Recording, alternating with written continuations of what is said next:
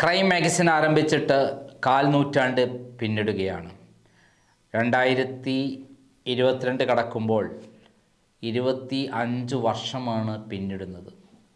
1996 November മാസത്തിലാണ് ക്രൈമിൻ്റെ chief editor സ്ഥാനം ഞാൻ ഏറ്റെടുത്തിരുന്നത്. അതിനു മുമ്പ് പല ആളുകൾ അത് നടത്തിയിട്ടുണ്ടെങ്കിലും പരാജയപ്പെടുകയായിരുന്നു. എന്നാൽ ക്രൈം ഞാൻ ഏറ്റെടുത്തോടെ അതിൻ്റെ ചീഫ് എഡിറ്റർ സ്ഥാനം ഞാൻ ഏറ്റെടുത്തതോടുകൂടി കേരള പത്രപ്രവർത്തന ചരിത്രത്തിൽ പുതിയ അധ്യായം സൃഷ്ടിക്കുകയായിരുന്നു. ഓരോ ലക്കം ഓരോ വിവാദങ്ങളായിരുന്നു. സമൂഹത്തിലെ ഏറ്റവും മാന്യരെന്ന് കരുതിയിരുന്ന രാഷ്ട്രീയ നേതാക്കന്മാർ, അതേപോലെ മത നേതാക്കന്മാർ, ബിസിനസ്സുകാർ, സാംസ്കാരിക നായകന്മാർ തുടങ്ങിയവരുടെ മുഖംമൂടികൾ പിച്ചിച്ചേന്തുകയായിരുന്നു. പ്രഗത്ഭരായ സിനിമാ നടന്മാരൊക്കെ നടന്മാരൊക്കെ ക്രൈമിൽ വന്ന വാർത്തകൾ വന്ന് കുറേ കാലം പുറത്തേക്ക് ഇറങ്ങിയില്ല എന്ന് പറയുമ്പോൾ ക്രൈമിൽ വരുന്ന വാർത്തകൾക്ക് എത്രമാത്രം റിസൾട്ട് ഉണ്ടാക്കി എന്ന് പറയേണ്ട ആവശ്യമില്ലല്ലോ. അങ്ങനെയുള്ള ക്രൈമിൽ നിന്ന് ഒരു ഇംഗ്ലീഷ് പതിപ്പും ഇറക്കിയിരുന്നു. ഒരു ഇംഗ്ലീഷ് പതിപ്പല്ല, തുടർച്ചയായി ഇംഗ്ലീഷ് പതിപ്പും ഇറക്കിയിരുന്നു. അതിലേറ്റവും പ്രധാനപ്പെട്ടതായിരുന്നു ഇന്ത്യൻ പത്രപ്രവർത്തന ചരിത്രത്തിൽ പുതിയ അധ്യായം സൃഷ്ടിച്ചുകൊണ്ട് സുപ്രീം കോടതിയിലെ പരമോന്നത കോടതിയിലെ 3 ജഡ്ജിമാരെക്കുറിച്ച് വന്ന വാർത്ത. അതിൽ അന്നത്തെ ചീഫ് ജസ്റ്റിസ് ആയിരുന്ന 2019 ഒക്ടോബർ മാസത്തിലായിരുന്നു അത് പ്രസിദ്ധീകരിച്ചിരുന്നത്. ആ അന്നത്തെ ചീഫ് ജസ്റ്റിസ് ആയിരുന്ന രഞ്ജൻ ഗൊഗോയ്, അതേപോലെ തൊട്ടടുത്ത് ചീഫ് ജസ്റ്റിസുമാരാകാൻ പോകുമായിരുന്ന ബോബ്ഡെ, അതേപോലെ രമണ, ഇവരെക്കുറിച്ചുള്ള വാർത്തകളായിരുന്നു ക്രൈമിൽ പ്രസിദ്ധീകരിച്ചത്. സത്യത്തിൽ ക്രൈം പുറത്തു കൊണ്ടുവന്ന ലാവ്ലിൻ കേസ് അട്ടിമറിക്കപ്പെടുന്നു എന്നുള്ള കൃത്യമായിട്ടുള്ള വിവരത്തിൻ്റെ അടിസ്ഥാനത്തിലാണ് ഞാൻ ഇംഗ്ലീഷ് പതിപ്പിറക്കാൻ തീരുമാനിച്ചത്. അതിന് കാരണം എറണാകുളത്തുള്ള പ്രഗത്ഭനായ പത്രപ്രവർത്തകൻ അജയ് കുമാർ ഇന്ത്യൻ പ്രസിഡന്റിന് അയച്ച കത്തുകളായിരുന്നു. അതിൽ ലാവ്ലിൻ കേസ് പരിഗണിക്കുന്ന സുപ്രീം കോടതിയിലെ ജസ്റ്റിസായ രമണ 50 കോടി രൂപ കൈക്കൂലി വാങ്ങാൻ ധാരണയായെന്നും അത് ആ കേസ് ആണെന്നുമുള്ള കത്തിലെ വരികളാണ് എന്നെ അദ്ദേഹത്തെക്കുറിച്ച് അന്വേഷിക്കാൻ പ്രേരിപ്പിച്ചത്. അങ്ങനെ ഞാൻ ഹൈദരാബാദിലും അതേപോലെ ഡൽഹിയിലുമെല്ലാം അന്വേഷിച്ചപ്പോൾ, ആന്ധ്രാപ്രദേശിലും ഡൽഹിയിലുമെല്ലാം അന്വേഷിച്ചപ്പോൾ ഞെട്ടിക്കുന്ന ചില വിവരങ്ങളാണ് എനിക്ക് ലഭിച്ചത്. ആ ലക്കം ക്രൈമിൻ്റെ 2019 ഒക്ടോബർ മാസം ക്രൈമിൻ്റെ കവർ പേജ് തന്നെ ശ്രദ്ധിച്ചു നോക്കൂ. ഈ കവർ പേജിൽ പറയുന്നത് ഹയസ്റ്റ് വിമണൈസർ മോസ്റ്റ് കറപ്റ്റ് ജഡ്ജ് എന്ന് പറഞ്ഞിട്ടാണ് നമ്മുടെ രമണയെക്കുറിച്ച് വിശേഷിപ്പിച്ചുള്ളത്. ഹയസ്റ്റ് വിമണൈസർ എന്ന് പറയുന്നത് ബോബ്ഡെ ആയിരുന്നു. അടുത്ത ചീഫ് ജസ്റ്റിസ് ആയിരുന്ന most sexiest chief justice of India who will bell the cat എന്ന് പറയുന്നത് രഞ്ജൻ ഗൊഗോയിനെ പറ്റിയായിരുന്നു. അപ്പം ഇതിൽ ഏറ്റവും പ്രധാനപ്പെട്ട രമണയായിരുന്നു. ക്രൈമിനെ സംബന്ധിച്ചോളം പ്രധാനപ്പെട്ട ലാവ്ലിൻ കേസ് അട്ടിമറിക്കാൻ രമണ ശ്രമിക്കുന്നു. അതിന് അദ്ദേഹം 50 കോടി രൂപ ധാരണയായി എന്ന് പറയുന്ന കത്ത്, അതായത് ഇന്ത്യൻ പ്രസിഡന്റ് അയച്ച കത്താണ് അദ്ദേഹത്തെക്കുറിച്ച് അന്വേഷിക്കാൻ വേണ്ടിയിട്ട് ഞാൻ ക്രൈം തയ്യാറായത്. ആ ലക്കത്തിൽ വന്ന എല്ലാ റിപ്പോർട്ടുകളും ഈ പരമ്പരയിൽ വിഷയമാക്കുന്നുണ്ട്. ക്രൈം മാഗസിൻ എന്ന് പറയുന്ന ഈ ചാനലിലേക്ക് ക്രൈം മുമ്പ് പ്രസിദ്ധീകരിച്ച ഞെട്ടിക്കുന്ന ധാരാളം വാർത്തകളുടെ പുനരാവിഷ്കരണമാണ്, അല്ലെങ്കിൽ അത് വീണ്ടും അവതരിപ്പിക്കുകയാണ് എൻ്റെ ലക്ഷ്യം. ഇതിൽ ഞാൻ അവതരിപ്പിക്കുന്നത് പിണറായി വിജയനെക്കുറിച്ച് തന്നെയാണ്. അതായത് ജസ്റ്റിസ് രമണ വഴി അത് കേസ് അട്ടിമറിക്കാൻ ശ്രമിച്ചതിൻ്റെ യഥാർത്ഥ കഥ. അന്ന് ഈ ക്രൈമിൻ്റെ ഈ ഇഷ്യൂ ഇറങ്ങിയിരുന്നില്ലായിരുന്നെങ്കിൽ ചിലപ്പോൾ ലാവ്ലിൻ കേസ് എന്നോ അട്ടിമറിക്കപ്പെടുമായിരുന്നു. ജസ്റ്റിസ് രമണയുടെ ബെഞ്ചിലായിരുന്നു ഈ കേസുണ്ടായിരുന്നത്. എന്നാൽ ഈ ഇംഗ്ലീഷ് പതിപ്പ് ഇറങ്ങിയതോടുകൂടി ജസ്റ്റിസ് രമണ മാന്യമായി അദ്ദേഹം അതിൽ നിന്ന് മാറി. പകരം ജസ്റ്റിസ് യു ലളിതാണ് ഇപ്പോൾ ഈ കേസ് നോക്കുന്നത്. SNC Lavalin and Pinarayi Vijayan എന്നുള്ള തലക്കെട്ടിൽ കൊടുത്ത ഈ പ്രത്യേക പതിപ്പിൽ most corrupt judge in supreme court എന്ന് കൃത്യമായി ക്രൈം വിശേഷിപ്പിച്ചിട്ടുണ്ട്. Justice NV Ramana in the web of manipulators എന്ന ടൈറ്റിലും കൊടുത്തിട്ടുണ്ട്. ഇതിൻ്റെ പ്രത്യേകത എന്താണ്? ഇപ്പോൾ 2019 പ്രസിദ്ധീകരിച്ച ഈ ഇതിനെതിരെ 2022 കഴിഞ്ഞും അവർ ചീഫ് ജസ്റ്റിസ് സ്ഥാനം റിട്ടയർ ചെയ്യുന്നൊരു കാലഘട്ടം വരെയും ഒരു കണ്ടംപ്റ്റ് കേസ് പോലും സുപ്രീം കോടതിയിൽ വന്നില്ല എന്നുള്ളതാണ്. അതായത് 3 സുപ്രധാന ജഡ്ജിമാരെക്കുറിച്ച് ഇത്തരം വാർത്തകൾ പ്രസിദ്ധീകരിച്ചിട്ടും ഒരു കണ്ടംപ്റ്റ് കേസും വരാതിരുന്നതിന് കാരണം ഈ ക്രൈം പ്രസിദ്ധീകരിച്ച വാർത്ത സത്യമായതുകൊണ്ടാണ്. ഞാൻ ഈ ലക്കത്തിൽ അവതരിപ്പിക്കുന്നത് SNC Lavalin Pinarayi Vijayan most corrupt judge in supreme court justice NV Ramana in the web of manipulators എന്നുള്ള ടൈറ്റിലാണ് ഞാൻ സ്റ്റോറി ചെയ്തിട്ടുള്ള രമണയെക്കുറിച്ച് justice NV Ramana in the web of manipulators എന്നുള്ള ടൈറ്റിലാണ് കൊടുത്തത്. ഞാൻ ഇതൊന്ന് വായിക്കാം. Justice Ramana was in limelight due to a controversy that amazed the country's top judicial community. A former woman employee of the Supreme Court who had leveled a sexual harassment charge against the Chief Justice of India, Ranjan Gogoi, boycotted the in-house proceeding of the panel consist of Justice Ramana and Justice Bobde due to their feelings towards the incumbents in view of the complainants' nervousness and the way the panel intimidated her in the process of in-house inquiry, which was mired in controversy from the start, with the complainant taking enraged to the inclusion of Justice NV Ramana, who is stabbed a close friend of CJI, but rescued himself somehow afterwards from severe consequences. There are much allegations against Justice NV Ramana from various sources. അതായത് രഞ്ജൻ ഗൊഗോയെ കുറിച്ചുള്ള വളരെ ഗുരുതരമായ ആരോപണം നിലനിൽക്കെയാണ് വളരെ ഗുരുതരമായി നമ്മളെ justice രമണയെ കുറിച്ചിട്ട് ഈ സ്റ്റോറി ചെയ്യുന്നത്. അദ്ദേഹത്തിന് ഏറ്റെടുത്ത സുഹൃത്താണ് ആര്? രഞ്ജൻ ഗൊഗോയ്. ഇത് 2019 പ്രസിദ്ധീകരിച്ചാണ്. ബ്രോക്കർ പാണ്ഡു എന്നാണ് അദ്ദേഹത്തിന്റെ പേര് അവിടെ ആന്ധ്രാപ്രദേശിൽ അറിയപ്പെട്ടിരുന്നത്. Justice Ramana is known as a broker Pandu amongst the court circles. This is a hidden truth but known to every nook and corner of the esteemed House of Justice. നീതിന്യായ വ്യവസ്ഥയുടെ എല്ലാ മേഖലയിലും കൃത്യമായി ജസ്റ്റിസ് രമണയെ അറിയപ്പെട്ടിരുന്ന broker Pandu എന്നുള്ള പേരിലാണ്. ഇത് കോടതിക്കുള്ളിലും പുറത്തും ചർച്ച ചെയ്യപ്പെട്ട പേരാണ്. It is alleged that Justice Ramana is a person who is corrupt and notorious for his weakness for a woman like his peer, the Chief Justice of India, Ranjan Gogoi. One of the known evidence for his humanizing character of Justice Ramana is the man behind the appointment of Samit Shrestha as a member of to National Consumer Disputes Redress Commission and recommended Advocate Lalita as a judge at High Court of Andhra Pradesh and Telangana after neglecting the norms and seniority.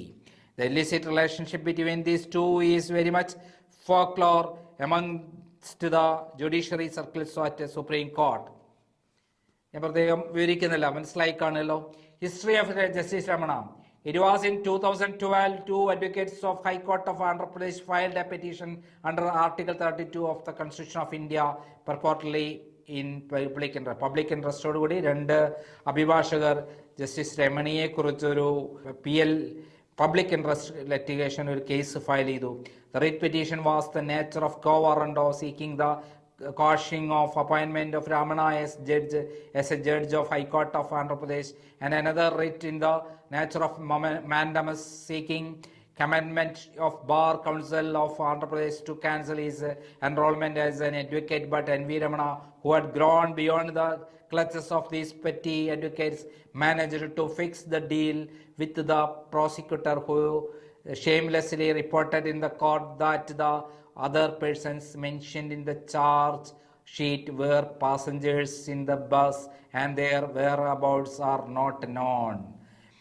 In view of the passage of time and evidence of prosecution was closed, the magistrate was forced to ensure proceedings to treat the case as long as pending a case.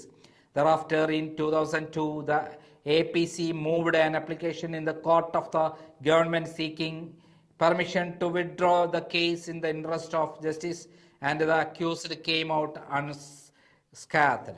Why did the government withdraw the case? അതായത് രമണയെ കുറിച്ചുണ്ടായിരുന്ന case എങ്ങനെയാണ് government എന്തുകൊണ്ടാണ് പിൻവലിച്ചത്? In 2011, YS Vijaya, wife of late Dr. YS Rajashekara Reddy, ഇപ്പോഴത്തെ മുഖ്യമന്ത്രിയുടെ ഫാദറാണ് Rajasekhar Reddy, YS Vijaya എന്ന് പറഞ്ഞ മദറാണ്, filed a writ petition under Article 226 of the Constitution of India before the Honorable High Court of Andhra Pradesh. The petition was seeking penal action against respondent Chandrababu Naidu and others under the provisions of Prevention of Corruption Act. In addition to this plea, it is also demanded an investigation by the CBI in respect of allotment of lands and granting of licenses, and accused of amassing disproportionate wealth and assets by Chandrababu Naidu.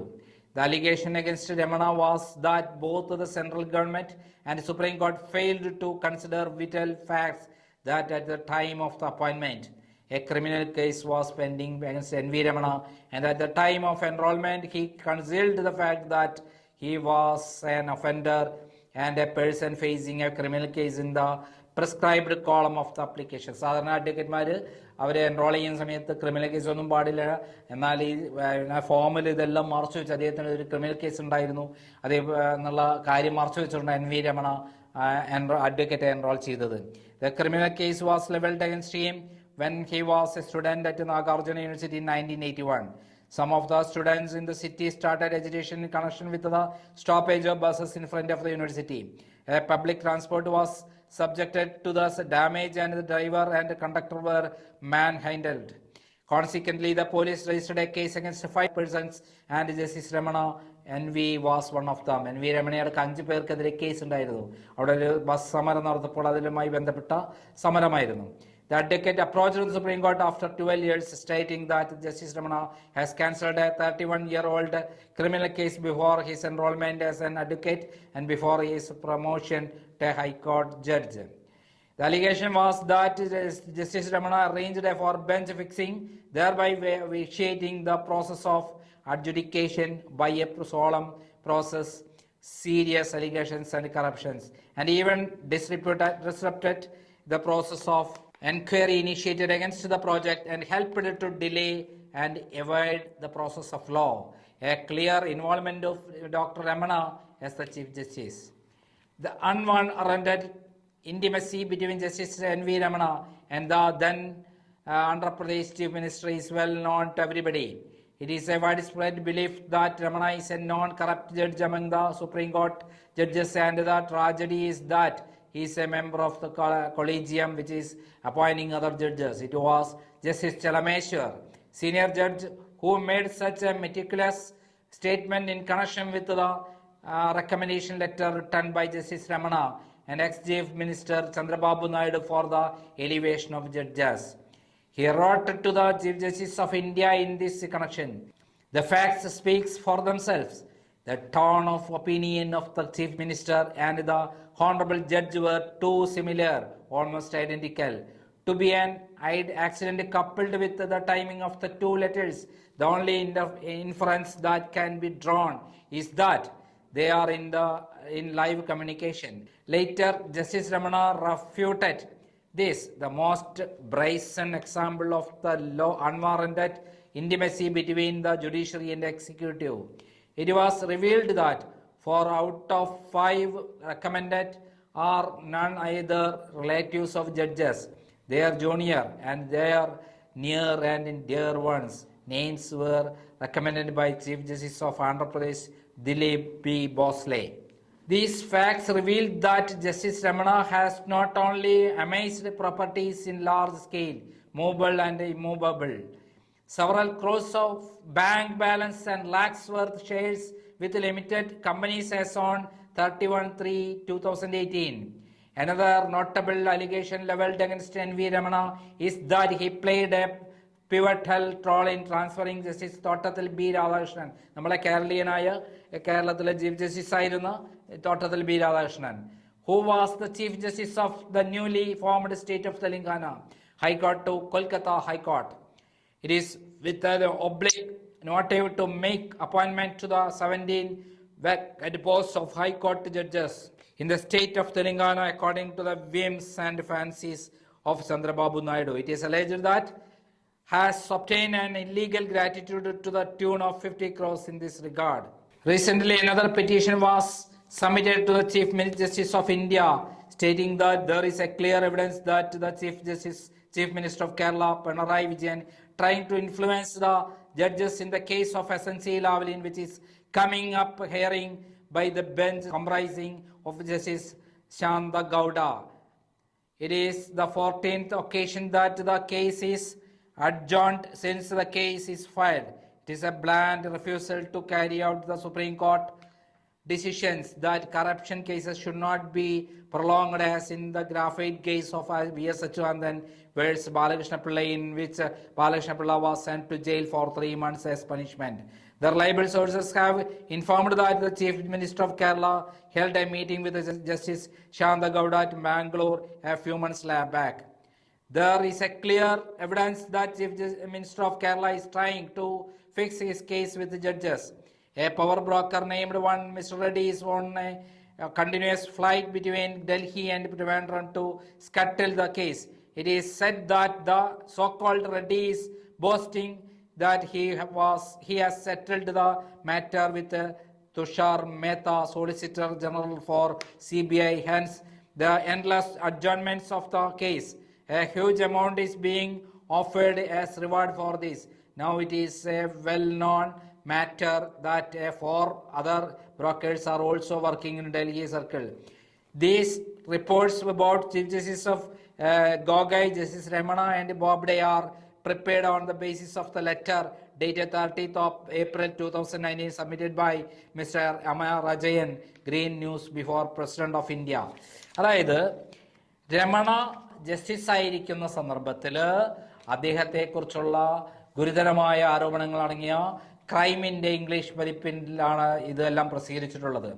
2019 October മാസത്തിലാണ് publish ചെയ്ത്. അന്നത്തെ chief justice ആയിരുന്ന രഞ്ജൻ ഗൊഗോയെക്കുറിച്ചും ബോബ്ഡെയെക്കുറിച്ചടക്കം 3 ജഡ്ജിമാരെക്കുറിച്ച് കൃത്യമായിട്ട് publish ചെയ്തു. പിന്നീട് ഈ ലക്കം വന്ന ശേഷമാണ് 50 കോടി രൂപയുടെ കരാറിൽ ഒപ്പിട്ടു, അവർ തമ്മിൽ ധാരണയായി എന്ന് പറഞ്ഞ ലാവ്ലിംഗ് കേസ് അവസാനം രമണ പിന്മാറി. അദ്ദേഹം മാന്യത കാണിച്ചു, അദ്ദേഹം കൃത്യമായിട്ട് കേസിൽ നിന്ന് പിന്മാറി.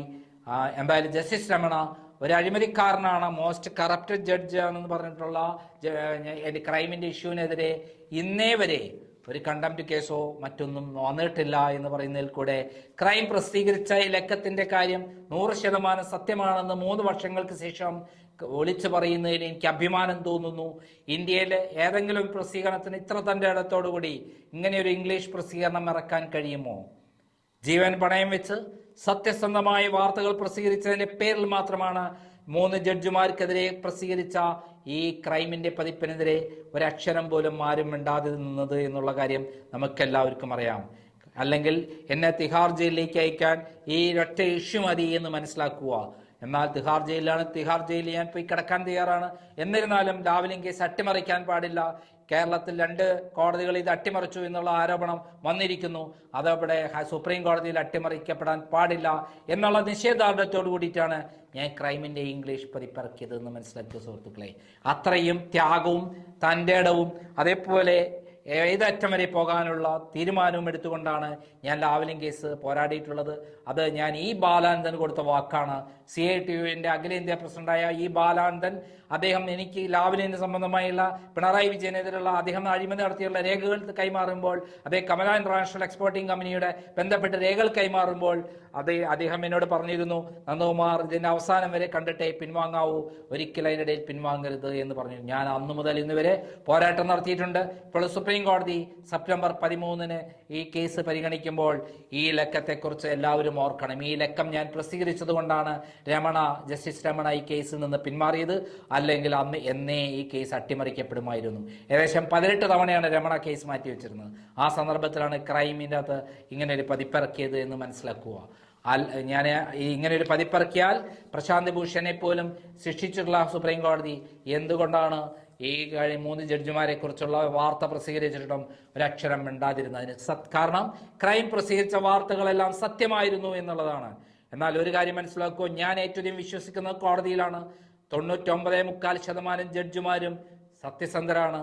എന്നാൽ മൈന്യൂട്ടായ ചില ആളുകൾ നടത്തുന്ന ഇത്തരത്തിലുള്ള കാര്യങ്ങൾ പുറത്തു പറഞ്ഞേ പറ്റുള്ളൂ. കാരണം അത്തരത്തിൽ ഒരാൾ ജുഡീഷ്യറി നിൽക്കുന്നത് കോടതിക്ക് നല്ലതല്ല, നീതിന്യായ വ്യവസ്ഥയ്ക്ക് നല്ലതല്ല എന്നറിഞ്ഞുകൊണ്ട് തന്നെയാണ് തൻ്റെ ഇടപൂർവ്വം ഒരു പത്രക്കാരനും ഒരു വാർത്താ ചാനലും ഇങ്ങനെയൊരു വാർത്ത പ്രസിദ്ധീകരിക്കാൻ ധൈര്യം കാണിക്കില്ല എന്നുള്ള സ്ഥലത്താണ് ഇന്ത്യയിൽ ഞാൻ ഇങ്ങനെയൊരു പ്രസിദ്ധീകരണം ഇറക്കാൻ കാരണമായിട്ടുള്ളത്.